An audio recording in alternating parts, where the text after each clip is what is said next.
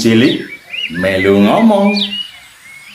Kula nuwun, assalamualaikum warahmatullahi wabarakatuh. Om Swastiastu, Namo Buddhaya, salam kebajikan, salam Nusantara, salam budaya, rahayu. Ketemu lagi dengan saya Yuswong Banyumas dari My Story Channel. Hari ini masih seperti hari-hari kemarin, begitu banyak berseliweran berita tentang berkibarnya bendera HTI pada ajang deklarasi Anies Baswedan sebagai calon presiden 2024 oleh kelompok yang menyebut dirinya sebagai Majelis Sang Presiden Kami, bertempat di Hotel Bidakara, Jakarta Selatan pada tanggal 8 Juni 2022. Deklarasi dukungan kepada Anies Baswedan disuarakan oleh kelompok bernama Majelis Sang Presiden Kami. Sosok Anies Baswedan dinilai layak maju Pilpres 2024. Deklarasi dukungan Anies Baswedan sempat diwarnai insiden pemasangan bendera mirip lambang HTI dan akhirnya bendera dengan kalimat tauhid itu diturunkan.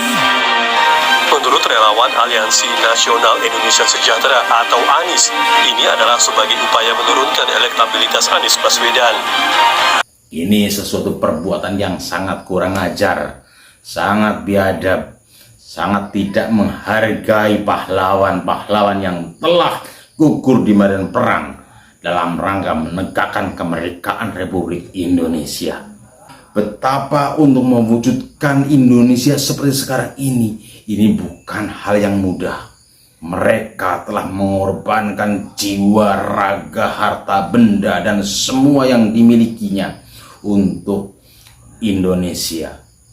Kita bisa lihat contoh tanggal 10 November tahun 1945 bertempat di Surabaya. Bung Tomo dan kawan-kawan telah mengorbankan jiwa, raga, nyawa mereka untuk berkibarnya sangsaka merah putih, untuk bisa menjadikan bendera merah putih berkibar di langit biru Indonesia, menggantikan bendera penjajah Belanda pada waktu itu.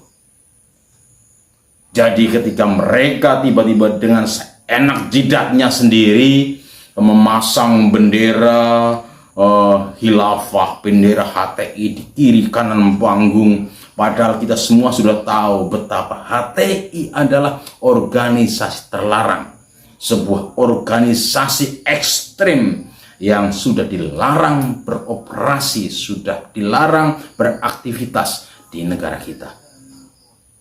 Tapi mereka dengan semena-mena memasang bendera-bendera itu di sebuah perhelatan. Entah Anies Baswedan mendengar atau tidak, melihat atau tidak, tahu atau tidak, paham atau tidak tentang keberadaan bendera khilafah saat itu, Anies Baswedan harusnya ikut bertanggung jawab. Jajaran kepolisian Polda Metro Jaya seharusnya segera bergerak menangkap orang-orang yang bertanggung jawab pada pemasangan bendera-bendera itu.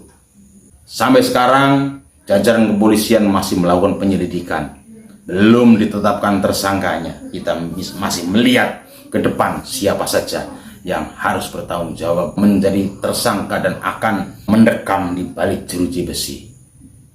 Pemerintah tidak boleh kalah dengan gertak sambal orang-orang itu. Pemerintah harus tegas, tegakkan kebenaran, keadilan. Presiden Joko Widodo harus segera perintahkan jajaran kepolisian untuk menangkap orang-orang yang bertanggung jawab pada pemasangan bendera khilafah pada perhelatan itu.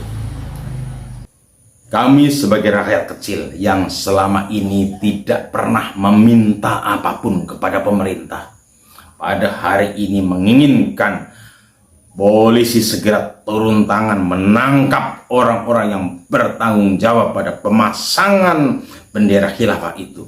Dan setelah itu kita harus gayung bersambut bersama-sama menjadi kekuatan untuk mencegah tangkal orang-orang yang ingin berbuat keonaran, orang-orang yang ingin main hakim sendiri, orang-orang yang kemaru kekuasaan dan berlindung di balik jubah agama. Kita adalah negara ketuhanan, bukan negara agama. Kita hidup berdampingan antar agama dan kepercayaan. Tapi ketika ada orang-orang tertentu yang berada di balik jubah agama, kemudian melakukan tindakan-tindakan sewenang-wenang yang berseberangan atau tidak sesuai dengan nilai-nilai yang terkandung di dalam Pancasila, kita harus bersama-sama menjadi kekuatan bagi tetap tegaknya negara kesatuan Republik Indonesia. Oke, itu yang bisa saya bahas pada kesempatan malam hari ini. Terima kasih untuk semuanya. Merdeka!